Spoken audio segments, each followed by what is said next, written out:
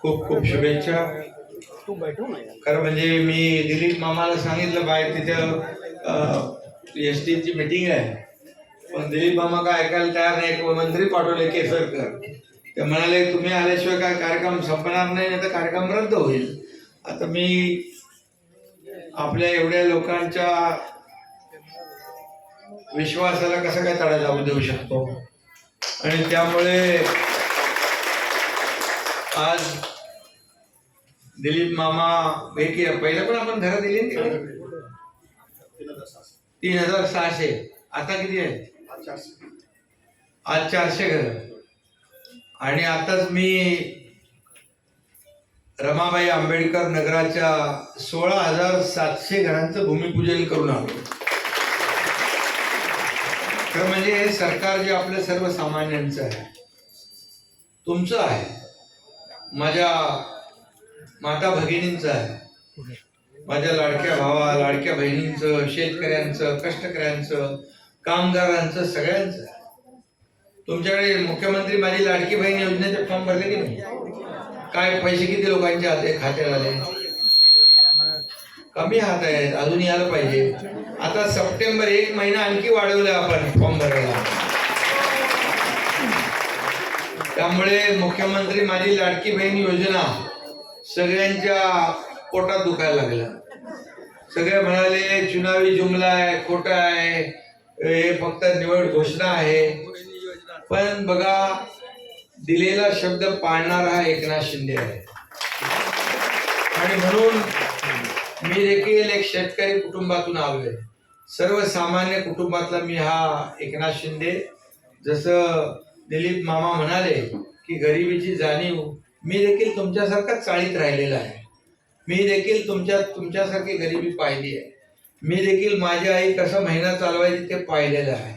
आणि या सगळ्यातून मी पुढे आलोय. म्हणून मला जेव्हा अधिकार माझ्याकडे कधी हातात येईल, त्या दिवशी मी माझ्या लाडक्या बहिणींसाठी, लाडक्या भावांसाठी, शेतकऱ्यांसाठी काही ना काही करीन असं ठरवलं होतं.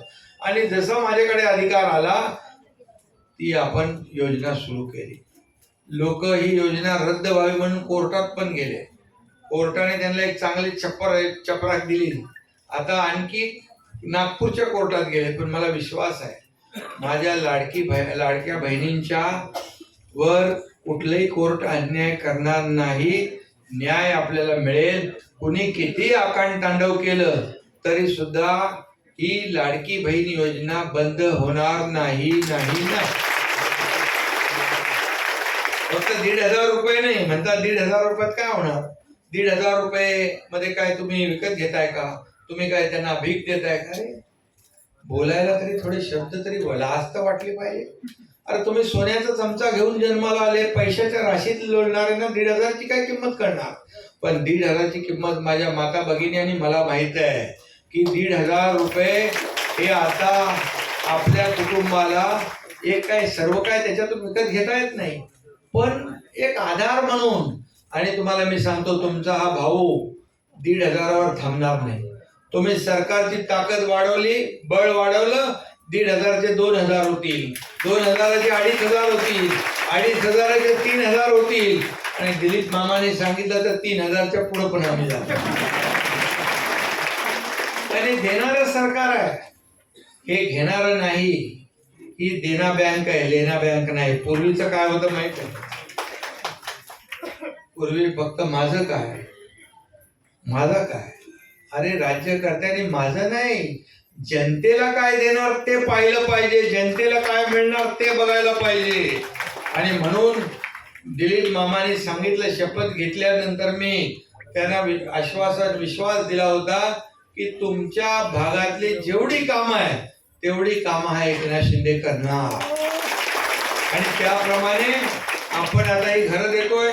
आणखी ज्या SRA ज्या प्रकल्प रखडले ते देखील रमाबाई आंबेडकर 16,000च्या वरची 17,000 लोक असे मुंबईतले सगळ्या SRA जे थांबलेले आहेत, रखडलेले आहेत, ज्यांना बिल्डर ऍग्रीमेंट करून गायब झालेत, भाडं देत नाही, काम थांबलेलं आहे. मुंबईतला मुंबईकर बाहेर गेलाय, कोण नालासोपारा, वसई, कोण बदलापूर, कोण अंबरनाथ, कुठं गेलाय. त्या सर्व मुंबईकरांना आम्हाला परत मुंबईत आणायचं आहे, त्यांना हक्काचं घर द्यायचं आहे. आणि म्हणून आम्ही योजना केली. कोणाला वाटलं होतं होणार नाही, हे एकनाथ शिंदे बोलतो ते कसं शक्य आहे, पण मी जे बोलतो ते करतो. मी सिडको आणि ठाणे महापालिकेत ठाण्याला पहिला प्रकल्प सुरू केला धोकादायक इमारतींचा क्लस्टरचा. आणि आता हा रमाबाई आंबेडकर पण आपण MMRDA आणि SRA मिळून करतायत. आता त्यांना चेकचं वाटप केलं, एकेकाला 2-2 वर्षाचं भाडं दिलं, चेक वाटप करून मी तिथून आलो इथे.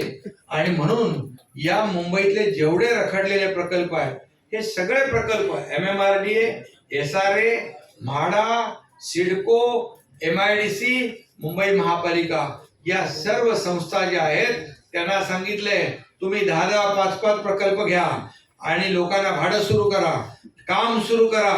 चांगल्या मोठ्या कंपन्या L&T वगैरे यासारख्या कंपन्या, मोठ्या कंपन्या ज्या आहेत या ज्या म्हणजे चांगल्या क्वालिटी, चांगल्या दर्जाचे घरं देणारे अशा लोकांना काम द्या.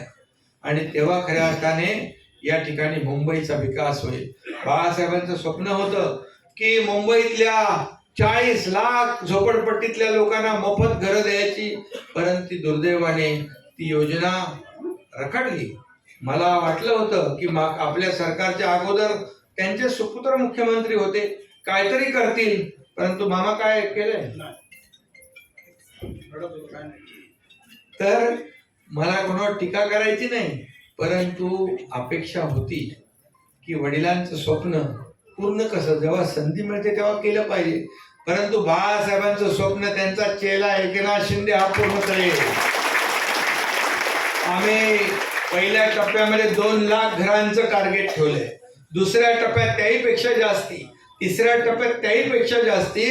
असं करत करत मुंबई झोपडपट्टी मुक्त मुंबई करायची आपल्याला. आणि हक्काची घरं आता तुम्ही तिकडं ते सॅम्पल घर बांधलंय ते बघून या. त्या सॅम्पल घरासारखंच घर पाहिजे म्हणून मी सांगितले अधिकाऱ्यांना बजावून. याच्यामध्ये 19-20 चालणार नाही, 20चं 21 झालेलं चालेल, पण 19 झालेलं नाही चालणार, चालत. आणि म्हणून घर हे प्रत्येकाचं स्वप्न असतं, आपल्या हक्काचं घर असलं पाहिजे. आणि आपले पाहुणे सगळे लोक येतात, मित्र येतात, नातेवाईक येतात, त्यांना त्या परिसरामध्ये आल्यानंतर कुठंतरी बाबा आपला नातेवाईक चांगल्या परिसरात राहतो असं भावना झाली पाहिजे. हे आमचं स्वप्न आहे. आणि म्हणून हे आपलं हे सरकार जे आहे तुमचं सर्वसामान्यांचं सरकार आहे. आणि म्हणूनच या झोपडपट्टी पुनर्विकास योजनेला चालना देण्याचं काम आपण केलंय. तुम्हाला सांगितल्याप्रमाणे इथं त्या बिल्डिंग रिपेरिंग आता यांना आपण चावी देणार आहे ना, चाव्यात आपल्याला देणार. आणखी काय किती राहिले तुमच्या घर? अजून 3000 घर आहेत. मग 3000 घरं जी आता ती कुठं द्यायची? अच्छा, मग तेही होईल. पण मी एवढंच सांगतो, तुम्ही एकदम चांगला आमदार निवडून गेलेला आहे. हा नुसता त्याच्या मतदार एकदा तर अधिवेशन आपल्या अधिवेशनामध्ये रडलाच होता. त्याचं काम काय ते मध्ये मागे पुढे चाललं होतं. अरे मी बोललो बाबा काय झालंय, तुम्हाला सांगितलं त्यांनी असं असं आहे. आणि त्या मिठी नदीच्या बाजूचा काहीतरी झालं विषय. हेच लोक आहेत. अच्छा, मग तुमच्यासाठीच रडला बघा ते. आणि म्हणून त्याचं हे काम फटाफट केलं, कारण शेवटी त्याचं स्वतःचं काय काम नाही, स्वतःचा वैयक्तिक स्वार्थ नाही. जे काय करायचं ते मतदारसंघातल्या लोकांसाठी करायचं. सर्व जातीपातीचे लोक आज दिलीप मामाच्या मागे आहेत. आणि म्हणून मी सांगतो, संडे होय मंडे काम करताय दिलीप लांडे. जो है वो है, खरं आहे ते खरं आहे. आणि काय माझ्याकडे आला की काय ना काय ते लोक मतदारसंघातले काम असतात. त्यामुळे काळजी काय करायची नाही. तुम्हाला यावेळेस हे सर्व लोक रेकॉर्ड ब्रेक मतांनी विजयी करतील. कारण आमदार कसा असावा, दिलीप मामा सारखा असावा. हा एक आदर्श आमदार.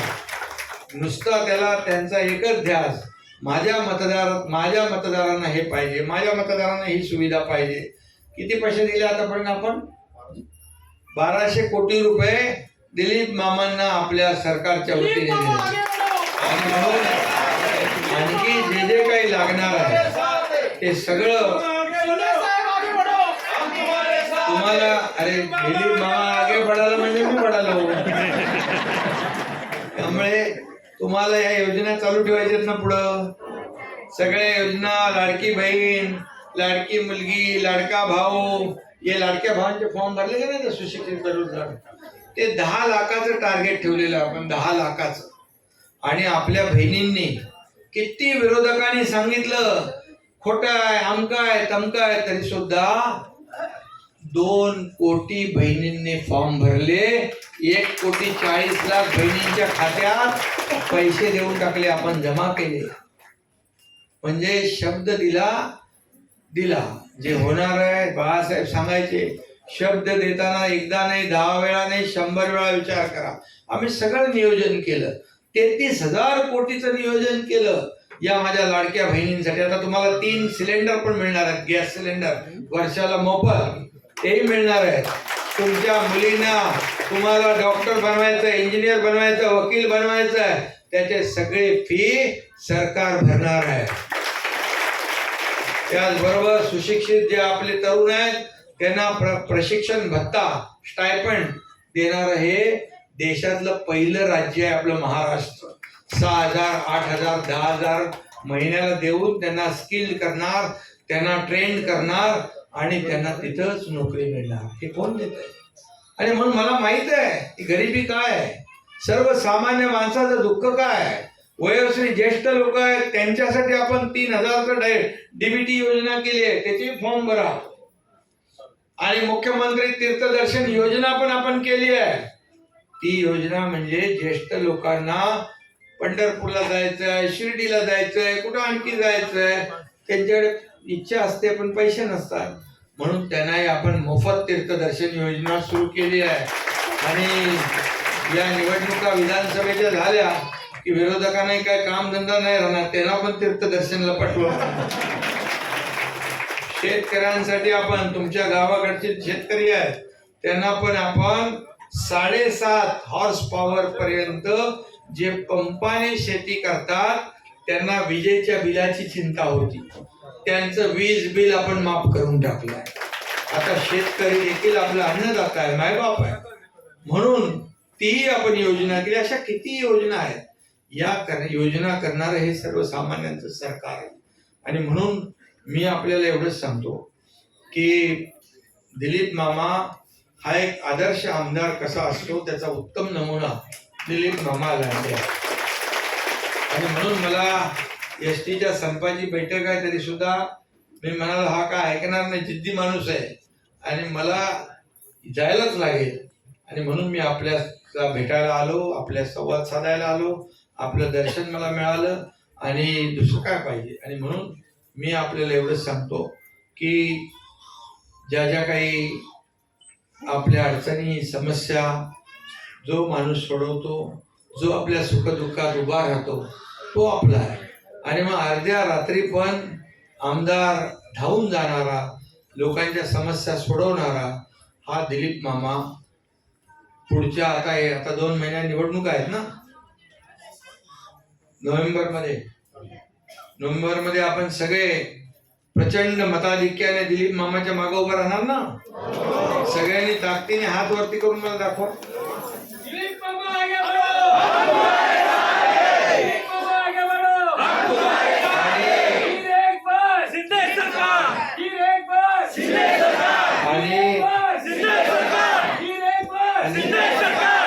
दिलीप मामाला पहिला निवडून आणा,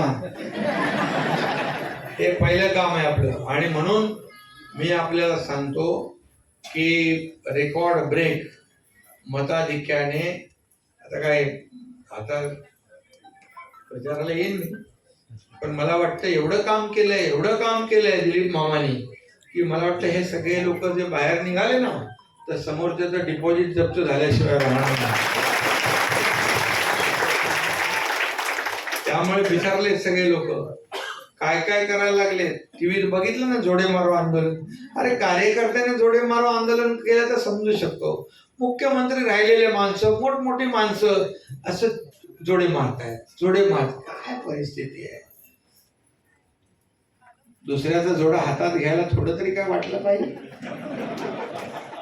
आज बाळासाहेबांना किती वेदना झाल्या असतील हे सगळं बघून. आणि म्हणून हे सगळं जे वाईट आहे, म्हणजे कसलं राजकारण करायचं, काय राजकारण करायचं. किती तुम्ही शिव्या घाला, शाप द्या, आरोप करा, काही करा, परंतु जोपर्यंत ही जनता माझ्या बरोबर आहे तोपर्यंत मला कशाची चिंता नाही. आणि म्हणून मी आपल्याला एवढंच सांगतो की 2-2.25 वर्षामध्ये जे आपण या राज्यासाठी काम केलं, विकास प्रकल्प बंद होते, मेट्रो बंद, समृद्धी बंद, अटल सेतू बंद, कारशेड बंद, सगळं बंद. मेट्रो 3 बंद केली. 10 वर्ष आपण मागे गेलो असतो सरकार जर आपलं आणलं नसतं तर. मग आपण आल्यानंतर विकासाची कामं सुरू केली, त्याचबरोबर कल्याणकारी योजनाही सुरू केल्या. नुसत्या इमारती बांधून, रस्ते बांधून, फ्लायओव्हर बांधून विकास होत नाही, तर कल्याणकारी योजना पण आपण जोडल्या. विकास आणि कल्याण यांची सांगड आपण घातली. आणि म्हणून जिकडे जातो तिकडे लोक आपुलकीने आशीर्वाद देतात, स्वागत करतात. कारण एक सर्वसामान्य कुटुंबातला माणूस जेव्हा राज्याचा मुख्यमंत्री होतो, का होऊ नये, शेतकऱ्याच्या मुलाला का मुख्यमंत्री होऊ